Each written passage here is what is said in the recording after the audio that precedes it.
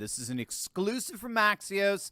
They're reporting that the pressure behind the scenes for Biden to drop out is so intense that he and his inner circle are realizing that they now have no other options. The mounting pressures, the disastrous polls, the daily scrutiny of his cognitive health has just made it impossible for Biden to continue this campaign. Now, this Axios report is coming on the heels of CNN's reporting last night from the Republican National Convention that Biden was openly considering dropping out of this race.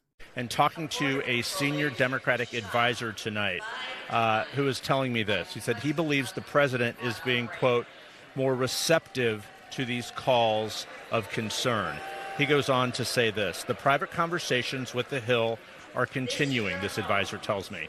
He's being receptive, not as defiant as he is publicly. Goes on to saying, talking about Vice President Kamala Harris, who initially he wondered how she may fare in a campaign should it come to that. I'm told now he's asking questions saying, do you think Kamala can win?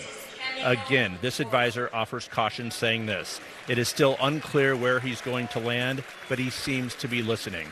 So, Jake, what we do know, this is a new moment for President Biden. Tomorrow marks 3 weeks since the debate in Atlanta, as you well know. He's heard so much concern from across the Democratic Party. Time is running short. The Democratic National Committee was thinking about starting their nomination process next week. That is now on hold. That will not begin until August 1st.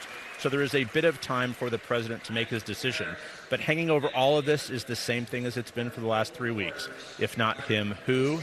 But tonight, as the president flies back to the East Coast from Las Vegas, it is certainly a new moment for him and his potential candidacy, Jake. All right, so there's so much there that I want to unpack. First, gang, I do want to give a huge shout out to today's sponsor. That's Fume Flavored Air. Gang, I'll be the first to admit that bad habits can be a struggle for anyone, myself included.